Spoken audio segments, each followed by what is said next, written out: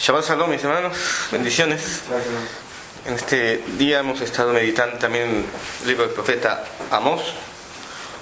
Acabamos de terminar también el memorial de Purim. No es una moad, no es una fiesta, realmente es un recordatorio. Un recordatorio que conviene siempre tener presente porque aprendemos mucho acerca también de esto.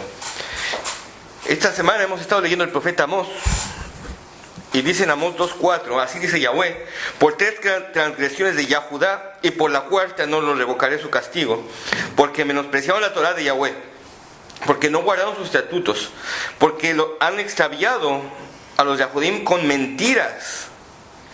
Los han extraviado sus mentiras, tras las cuales anduvieron sus padres. Por lo tanto dice: yo enviaré un fuego sobre Yahudá que devorará los palacios de Jerusalén. El Pasuk 6 habla acerca de Israel. Primero habla de la casa de Judá y luego habla acerca de la casa de Israel. Aquí así dice Yahweh: por 3 transgresiones de Israel y por la cuarta no revocaré su castigo, porque venden al justo por plata, al necesitado por un par de sandalias, codician hasta el polvo de la tierra que está sobre la cabeza del pobre, tuercen la senda de los humildes, y un hombre y su padre se llegan a la misma joven a fin de profanar mi santo nombre.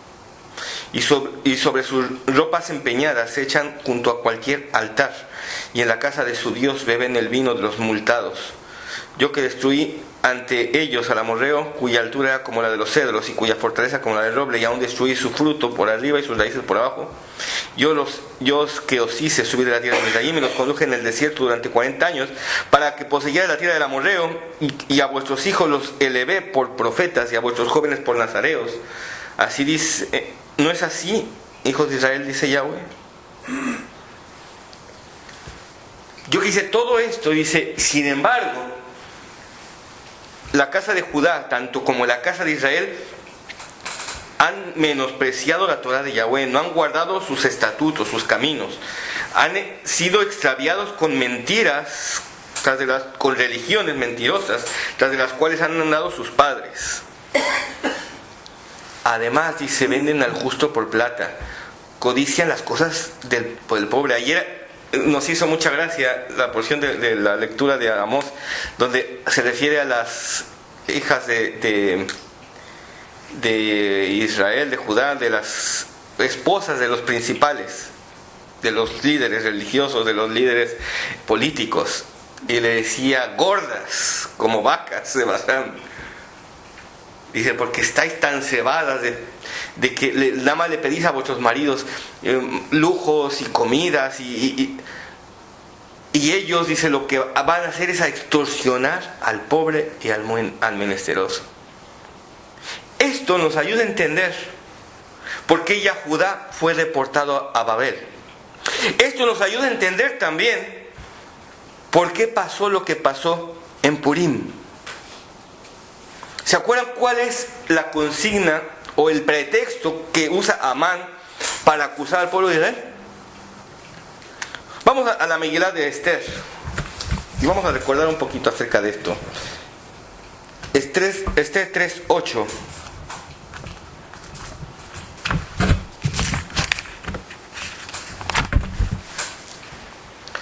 Dice: entonces dijo Amán al rey Asuero: existe un pueblo esparcido y disperso entre los pueblos de todas las provincias de tu reino, cuyas leyes son distintas a las de cualquier otro pueblo, que no cumplen las leyes del rey, por lo que no conviene que el rey los tolere. He aquí un pueblo esparcido y disperso.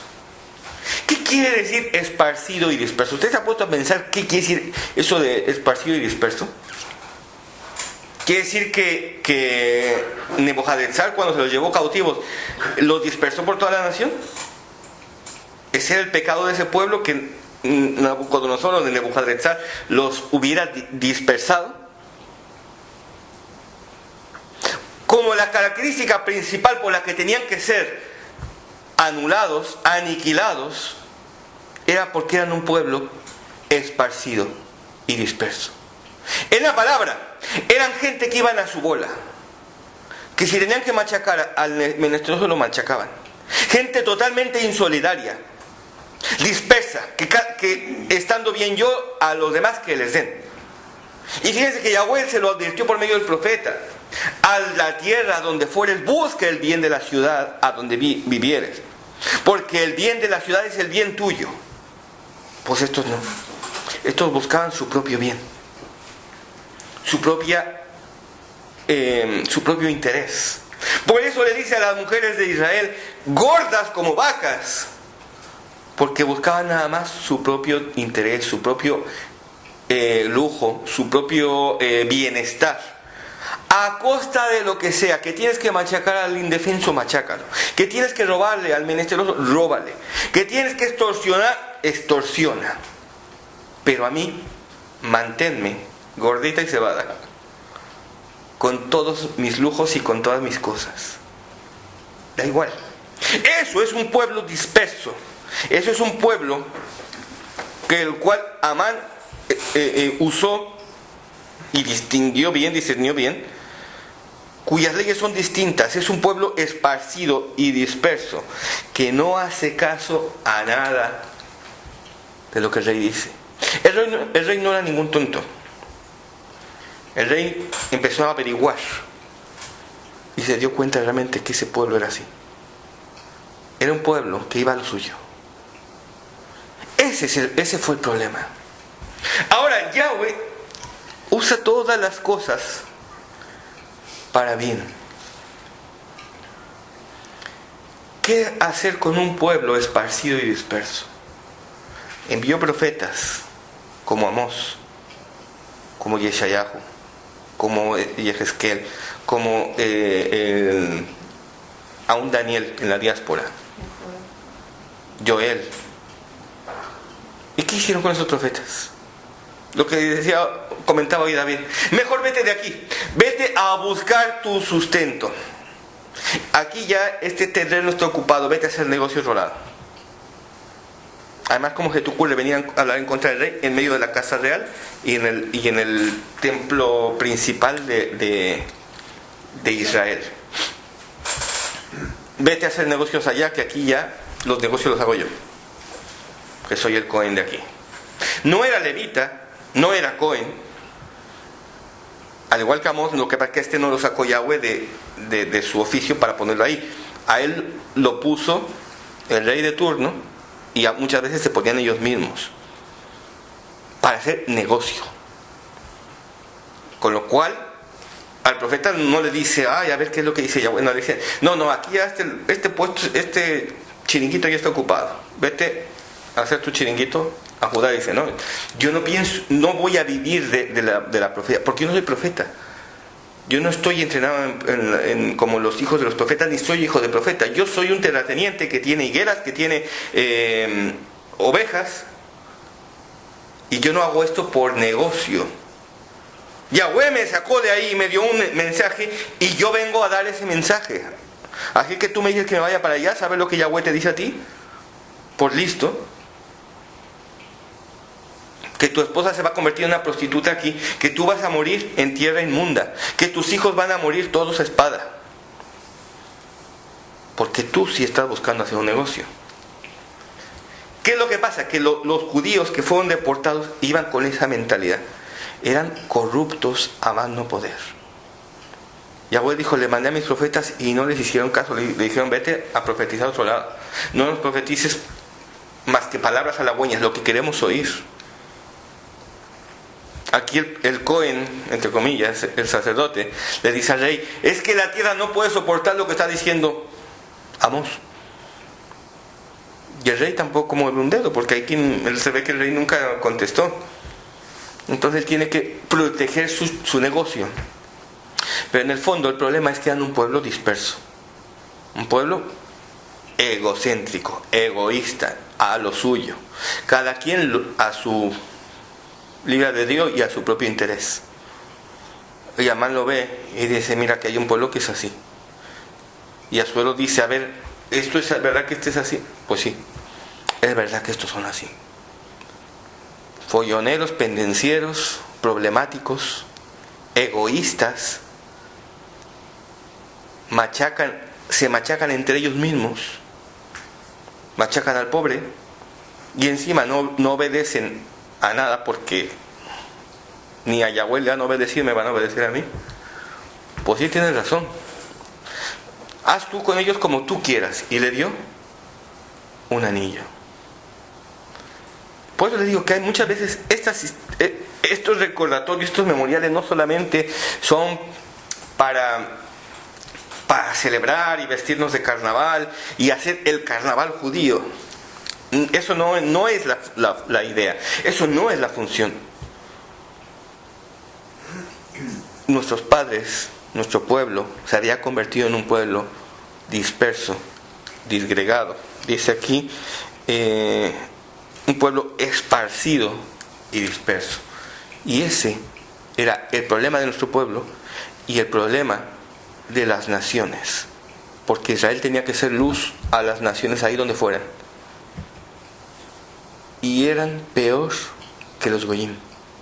Fíjense que si eran peor que Asuero, un rey Goyim, un rey Goy. Dice, pues sí, estos son peor que nosotros. Si lo quieres terminar, ahí tienes tú el anillo. Sella la orden como tú veas, porque es verdad. ¿Para qué hace falta gente así? Son peores que el mundo. Yahweh dice, porque mi nombre es blasfemado entre los gentiles por causa vuestra. Pues sí, es verdad. Nuestros padres se convirtieron en eso, y el nombre de Yahweh fue blasfemado entre las naciones por culpa de nosotros, de nuestro pueblo, de Israel. Y Yahweh dice, tengo que hacer algo que sin transgredir las leyes de la naturaleza,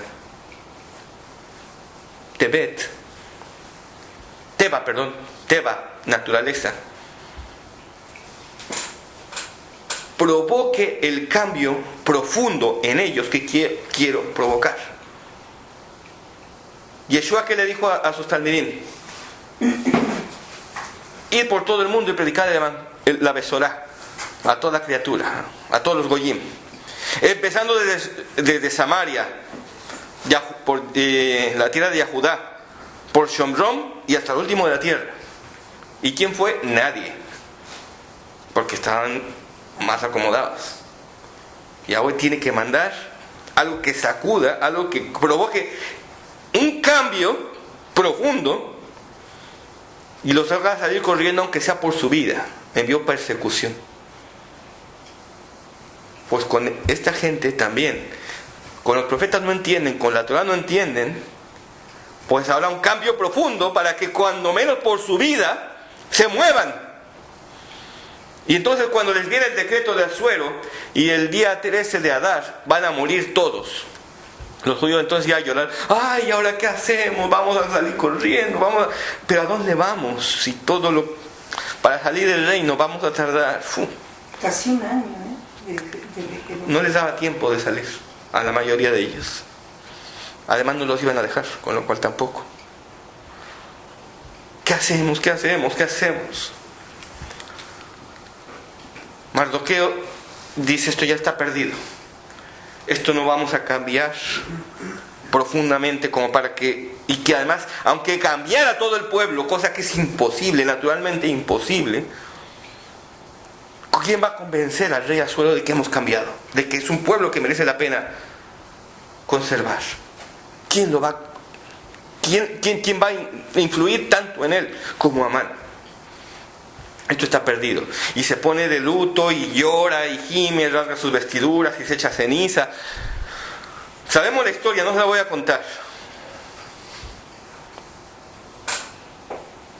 Es el revulsivo que Israel necesitaba, que Yahudá necesitaba para hacer lo que tenía que ser. Vamos a ir al capítulo 4, pasuk 10. Dice, entonces Esther habló con Hatac y lo envió a Mardoqueo diciendo,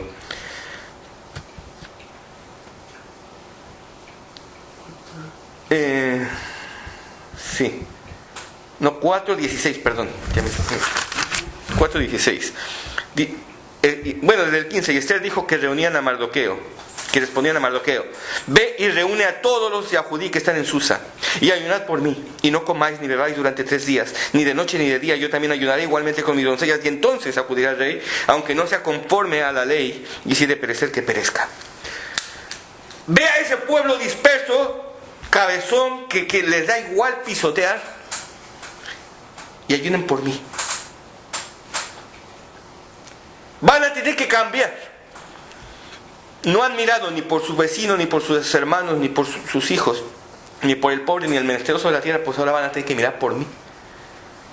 No se han vuelto a Yahweh, aun cuando les envió profeta, ahora van a tener que volver en oración, ayuno y cilicio.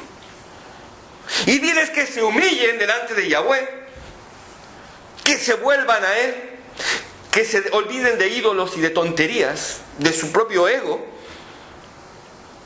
y que se sacrifiquen por alguien más que no sean ellos, que lo hagan por mí.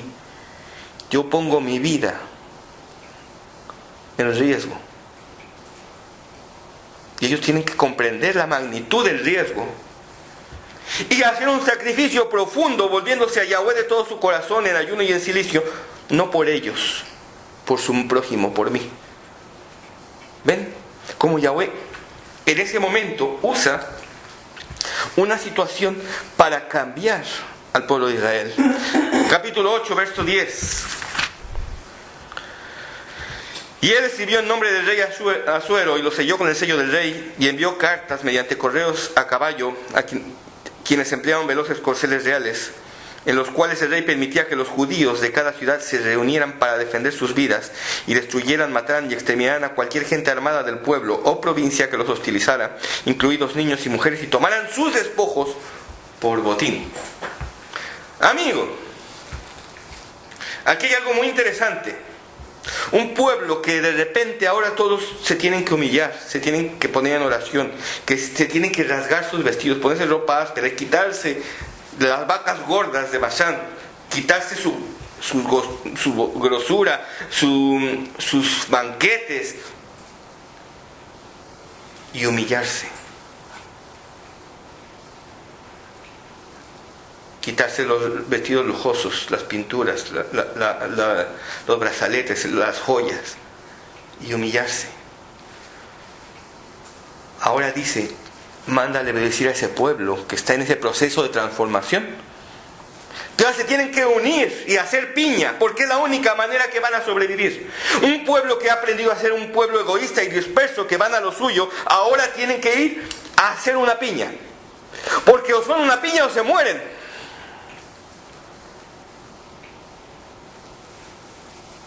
Y mándales que hagan piña para defender a su hermano. Cada uno en Israel será responsable de su hermano. Todos somos en Israel responsables de nuestro hermano, de nuestro prójimo. Y que hagan piña, que hagan una misión común, el acabar con sus enemigos. Y con sus enemigos que exterminen, que se queden con el botín, con sus casas, con su oro, Amigo, ahí hay una cosa interesante. Un pueblo que es tan egoísta dice, ¿y si hacemos piña y vamos contra todo el que nos caiga mal para quedarnos con sus cosas? Ahí hay una prueba también. Para el egoísmo, para la ambición, para la usura. Un pueblo que había machacado al extranjero, al necesitado, al huérfano y a la viuda, ahora le dicen, todo aquel que machaques, sus cosas son tuyas. Pues vamos contra el rico de la aldea, nos juntamos todos, le damos, lo matamos y nos quedamos con sus cosas, con su oro y con su plata y con sus tierras. Permiso, carta abierta. Yahweh trata profundamente con su pueblo. Porque fíjese qué es lo que pasó. Pasuk 17 del mismo Perec 8. Y en cada provincia y ciudad donde llegaba la orden del rey y su edicto, los judíos tenían regocijo y alegría, banquetes y días de solemnidad, y muchos de entre los pueblos de la tierra se hicieron judíos, Yahudim, porque el temor de los judíos había caído sobre ellos. Todavía no llega el día de Purim. Sin embargo, había habido ya un cambio tan profundo en el pueblo, todos habían hecho piña, todos se habían puesto a una como un solo hombre, que aún los goyim se hacían judíos, se volvían a Yahweh. Aún los goyim decían: yo quiero tener lo que estos tienen, yo quiero ser como estos son, porque había un cambio profundo. Ahora, ¿qué pasa cuando hay un cambio? La gente nos mira, la gente se vuelve a nosotros mismos, se añade a nosotros mismos. Y fíjese una cosa, cuando se actúa en justicia, Perec 9, Pasuk 5, y los judíos mataron el día de Purim.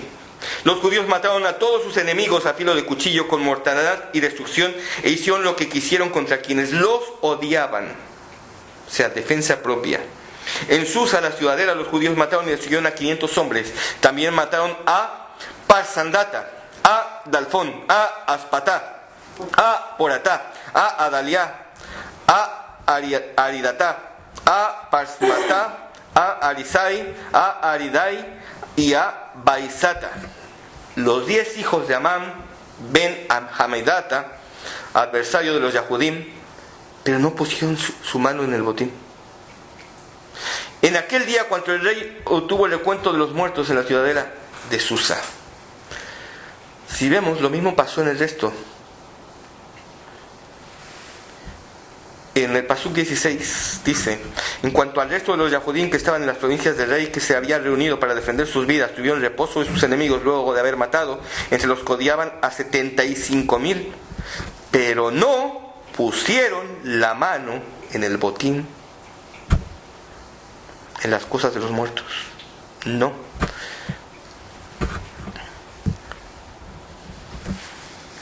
Ni en Susa, ni en el resto del país.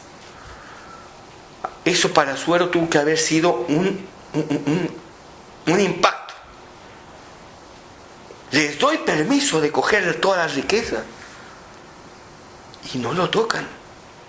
Pero no eran estos un pueblo disperso, un pueblo egoísta, un pueblo malvado. No eran estos unos egoístas y unos ambiciosos de tomo y lomo. ¿Qué es lo que ha pasado? ¿Qué pasó aquí? Mataron a sus enemigos, los que por justicia, porque los odiaban, aquellos que vinieron a matarlos. Ellos no fueron a matar a nadie, se defendieron. Y aunque yo les di permiso de coger todo su oro, su plata, sus riquezas, no tocaron nada. Israel entendió que las cosas de los enemigos de Israel son cosas consagradas a la destrucción, son idolatría. Y no tocó la idolatría de los demás. No tocó nada. Actuó en justicia, no en avaricia ni en ambición. Fíjese cómo este pueblo del que le hablábamos y los confrontaba, este pueblo que les habló, Yeshayahu y Ezequiel, y los confrontaban con dureza. Amós dice: por 3 pecados de Yahudá, y aún por el 4 no revocaré mi castigo. Porque se han puesto en oposición a Yahweh. Dice: el mismo padre y el hijo van con la misma mujer, van juntos. No es que no lo sepan, no, es que lo van, no es que lo hagan por buscar estar con una mujer, porque van juntos. Lo hacen por ir en contra de Yahweh. Oprimen al menesteroso. ¿Cómo ese pueblo? Fíjese el cambio que da. Y ahora actúan en justicia, siendo responsable cada uno de su hermano, protegiendo a su prójimo, protegiendo a su hermano, protegiendo a aquel que no era judío, pero que, viendo el testimonio de ellos, se unió al pueblo de Israel. Y actúan como un solo hombre, como una piña en el nombre de Yahweh. Y se fortalecen en Yahweh.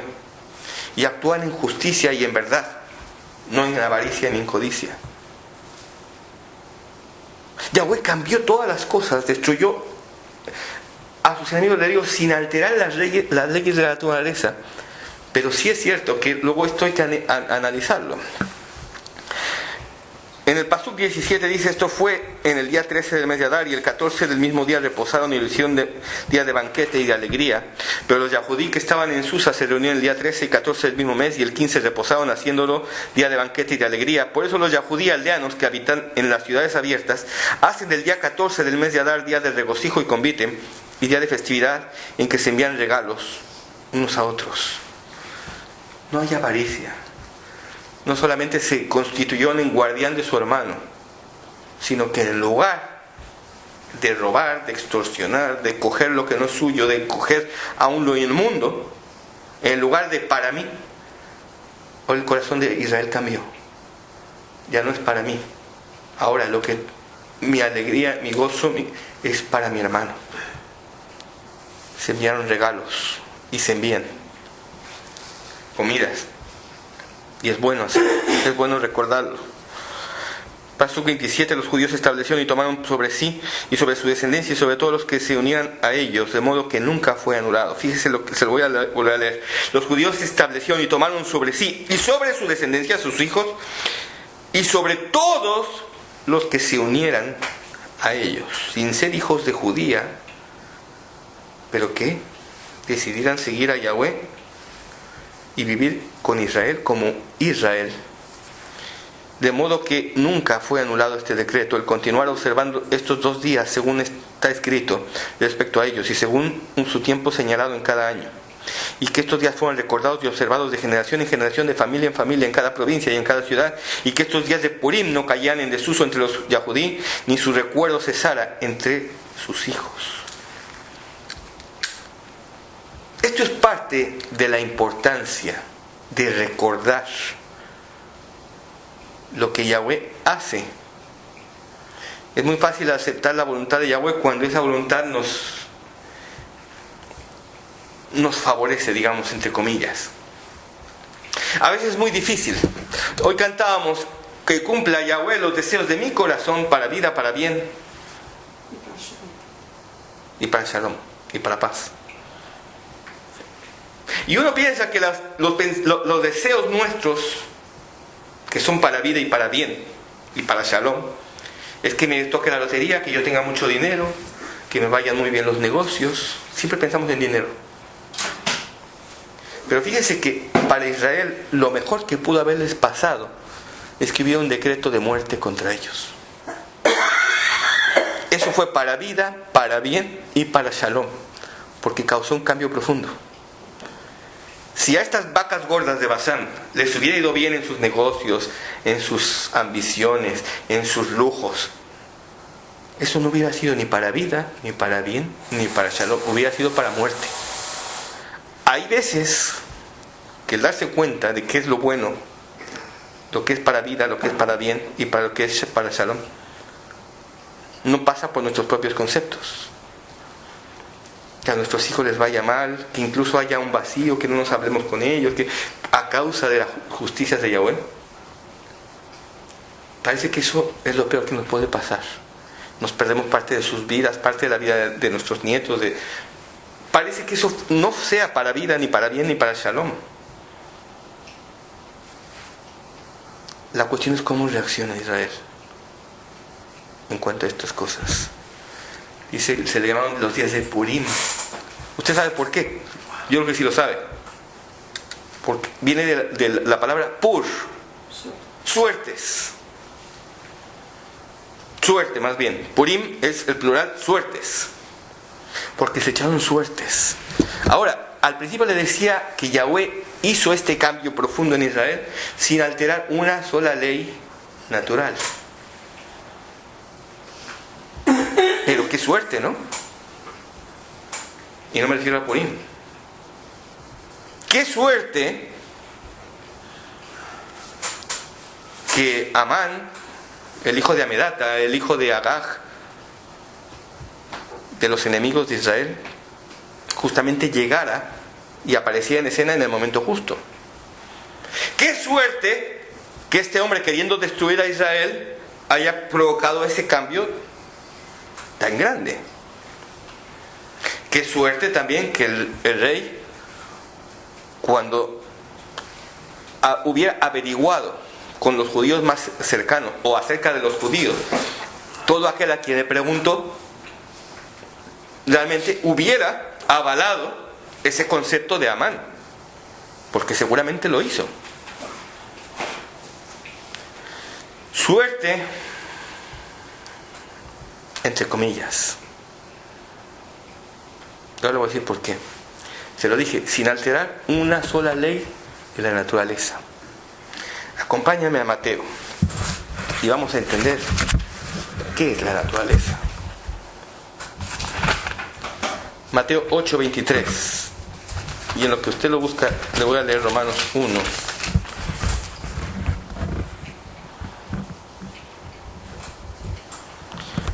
Porque la ira de Yahweh está siendo manifestada desde el cielo contra toda impiedad e injusticia de los hombres que detienen con injusticia la verdad, porque de lo que Yahweh es conocido es evidente para ellos, pues Yahweh se lo manifestó.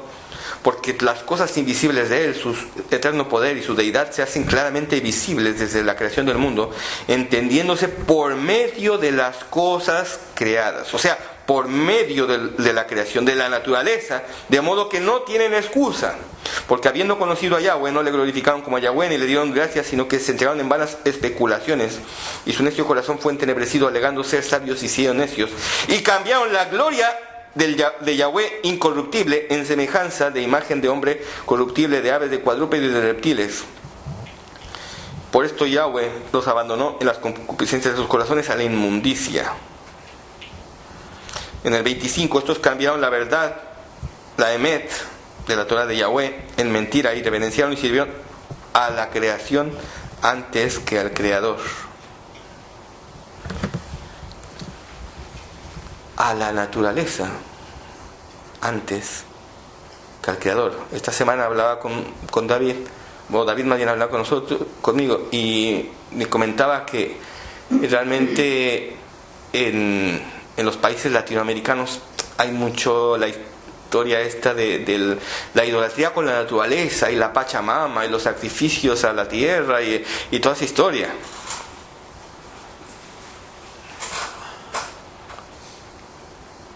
Sin embargo,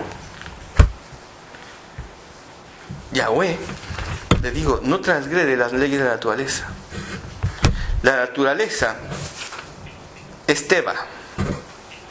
La palabra Teba es naturaleza.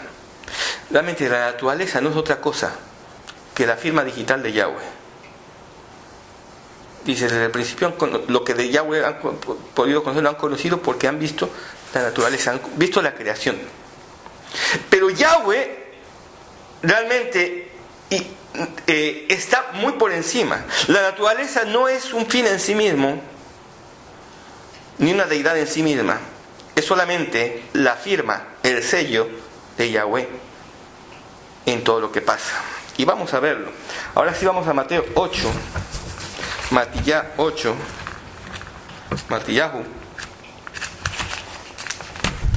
8:23. Y entrando en la barca, sus talmidim lo siguieron, y de pronto se levantó en el mar una gran tormenta, tanto que la barca era cubierta por las olas, pero él dormía. Y acercándose lo despertaron diciendo: Señor, salva que perecemos. Esto es lo malo, que tenemos una traducción en español de una traducción en griego de un original en hebreo, que solamente la Santa Madre Iglesia Católica sabrá dónde está. Adón Yeshua, Adón Yeshua, Señor, salva que perecemos. Les dice: hombres de poca fe, ¿por qué estáis temerosos? Y se levantó y reprendió a los vientos y el mar, y sobrevino una calma absoluta, y los hombres se maravillaron diciendo: ¿quién es este que aún los vientos y el mar le obedecen? ¿Quién es este que manipula la naturaleza a su antojo? En la pregunta está la respuesta, mi hermano, porque nada más hay uno que hace eso. Perec 14, Pasuk 16.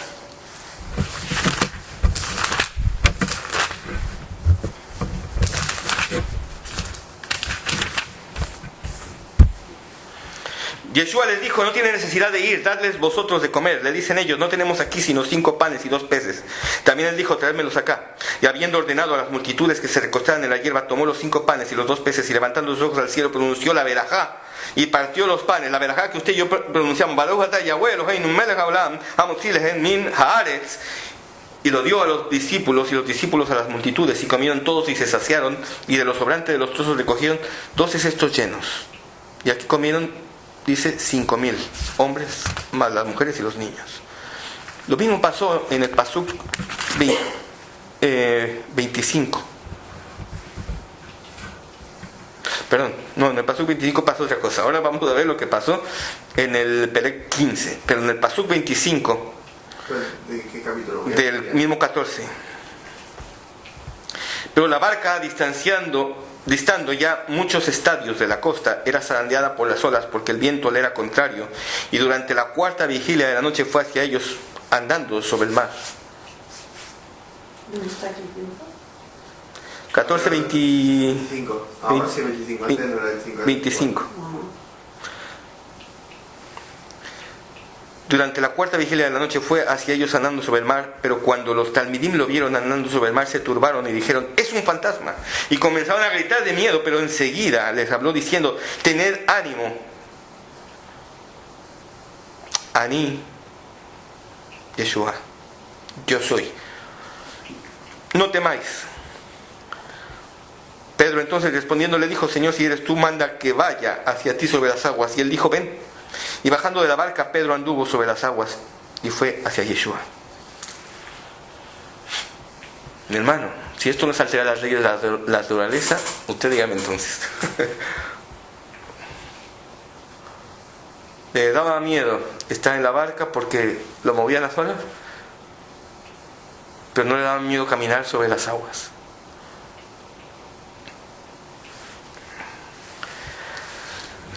Perek 15, Pasuk 32.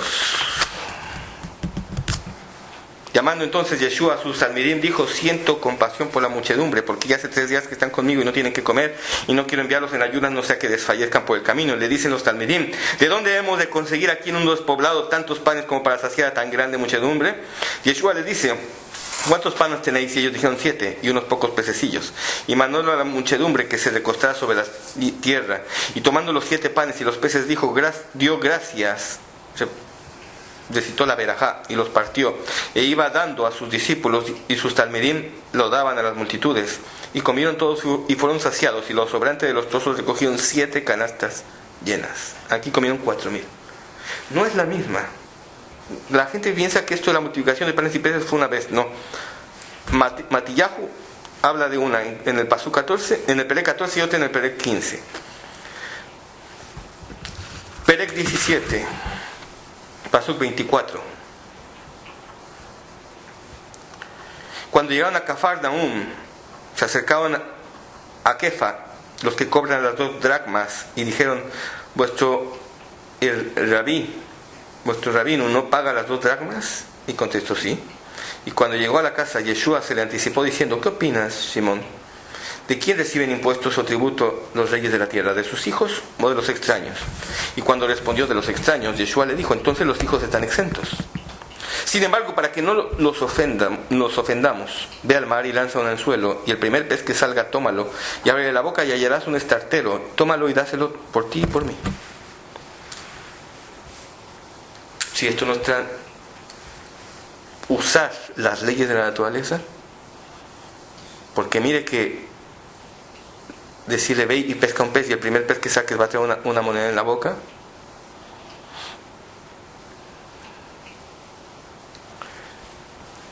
Quiero que entendamos una cosa, mi hermano. Para Yahweh lo mismo es hacer que se abra el mar como que un pez traiga monedas en la boca. Él no es que controle la naturaleza, es que la naturaleza, como le decía, es su firma digital, es la evidencia de que Él es. Y es por lo que lo podemos conocer. Por eso Shaul dice: no tienen excusa, porque de lo que se conoce Yahweh se conoce desde el principio. Porque ya no es por la Torá, ni el Tanaj, ni el Mashiach. La naturaleza es su firma digital. Ahí está la evidencia. Sin embargo, le han dado la honra y la gloria a la naturaleza, a la Pachamama y a toda esa historia, antes del Creador. Pero esa es su firma. Fíjense lo que le decía también. Qué casualidad que Mordejai oyó a dos cortesanos maquinando la muerte del rey. Pero qué casualidad más bien que Mordejai entendiera el idioma en el cual estaban hablando.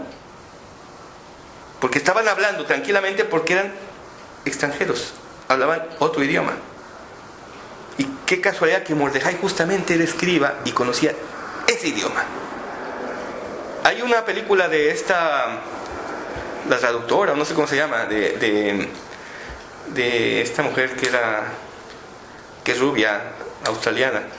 Bueno, que ella trabaja de traductora en la ONU, que traduce un lenguaje africano, que habla nada más 4 gatos mal contados en la región de África. Y cuando regresa a apagar el micrófono, no sé qué, estaba sus audífonos, se pone los audífonos y está oyendo que alguien está hablando en ese lenguaje y están hablando de matar al rey de ese país. Y ella lo ha oído. Y era una de las, creo que 5 o 6 personas traductoras así de la tierra que podían entender ese idioma. Pues qué casualidad. Pues aquí qué casualidad que Mordejai, entre toda la gente que había ahí, entre todos los judíos que había en Susa, es el único que oye eso. Y qué casualidad que él lo entiende. Qué casualidad que tiene una sobrina que además vive en el palacio y le puede avisar al rey.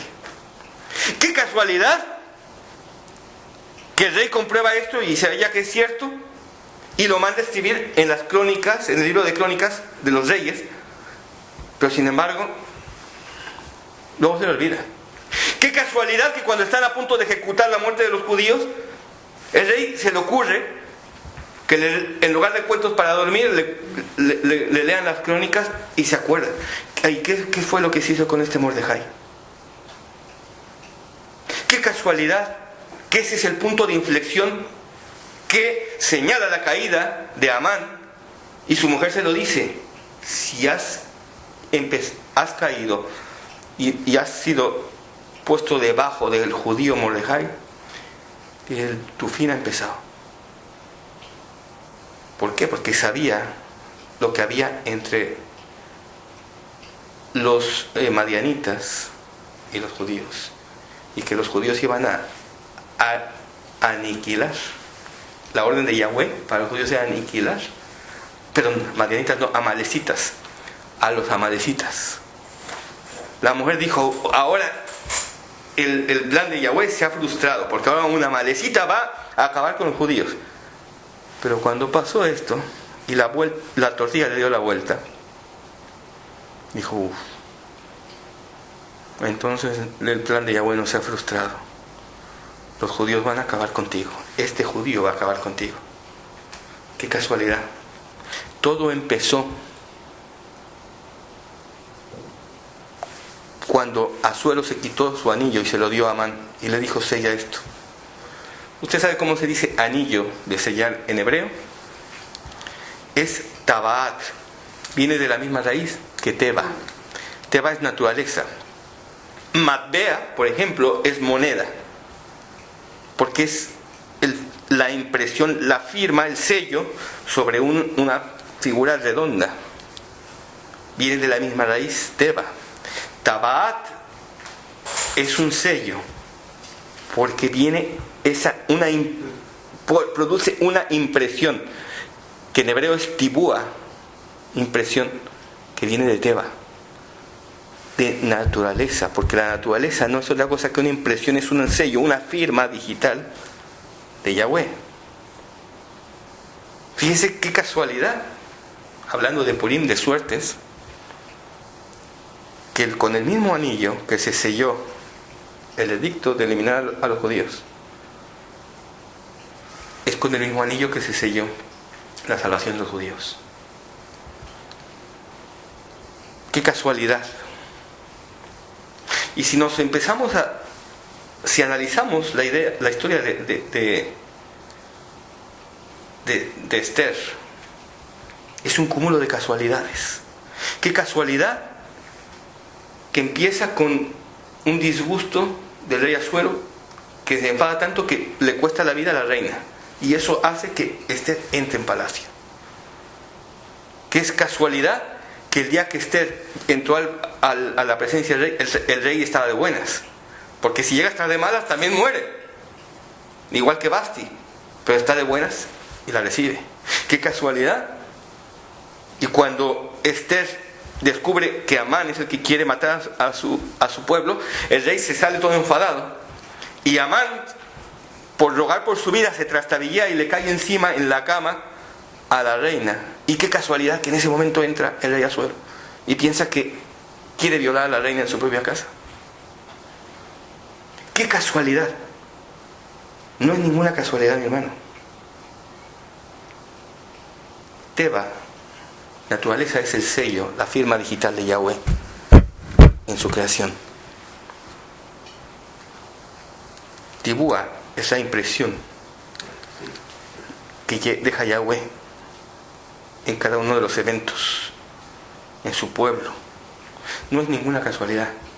Yahweh manipula todas las cosas naturales para conseguir el fin que Él espera. Por eso le digo que es muy difícil saber lo que es bueno para vida, para bien y para shalom, de nuestros deseos. Y entre más conozco al ser humano, más me doy cuenta que no tenemos ni idea qué es lo bueno para nosotros, ni para vida, bien y shalom en Israel. Porque los caminos de Yahweh son totalmente inescrutables. Él ve mucho más allá, sabe más allá, y Él controla la creación, calma la tempestad, abre el mar, hace lo que tenga que hacer para conseguir el fin que Él espera. Si usted quiere conseguir el fin que usted espera, recuerde las palabras del profeta Yeshayahu: porque yo tengo pensamientos sobre ustedes, pensamientos de bien y no de mal, porque así como mis caminos son más altos que vuestros caminos y mis pensamientos más altos que vuestros pensamientos, así como el cielo es más alto que la tierra, dice, así mis caminos son más altos que vuestros caminos y mis pensamientos más altos que vuestros pensamientos, para daros el fin que esperáis, para daros esperanza y vida y bien. Así que, mi hermano, no juegue usted a ser Yahweh, no trate de manipular las condicionantes ni las variantes. Busca a Yahweh de su corazón, humíllese delante de Él, y Yahweh va a controlar toda la naturaleza para dar el fin que usted espera. En la palabra, no trate de buscar usted la solución, busque al que ya la tiene. Amén. Baruch atah Yahweh Eloheinu bemelech haolam, bendito eres tú, Avinu, que nos has llamado entre las tinieblas a tu luz, y nos has amado de tal manera que cuando tú castigas a tu pueblo Israel no es para destruirlo, sino para de un pueblo disperso, egoísta, avaro, ambicioso, engordado como vacas de Basán, hacernos hijos de luz, para que podamos tener el fin que esperamos, y aún los Goyim vean nuestras buenas obras y te glorifiquen a ti que estás en los cielos, y se añadan al pueblo de Israel. Te pedimos perdón, Avinu, por haber quebrantado tu Torah, por haber desoído tus palabras y andado en unos caminos que no son tus caminos. Entendemos que somos responsables de nuestros hermanos, por equivocados que estén, por necios que sean, por testarudos que se comporten. Somos responsables de ellos. Y es necesario no solamente predicarles y predicarles y predicarles, porque está claro que Israel nunca ha escuchado a los profetas. mostrar tu amor, tu bondad, quitar nuestro egoísmo, nuestra avaricia, no buscar nuestro bien, sino buscar el bien común, y hacer todas las cosas para tu honra y para tu gloria. Y de esta manera aún los goyim verán que tu nombre es invocado sobre nosotros, y te temerán y te buscarán de todo su corazón. De esa manera el mismo Israel habrá un cambio profundo en su vida. Ahora entendemos por qué es necesario no dejar de recordar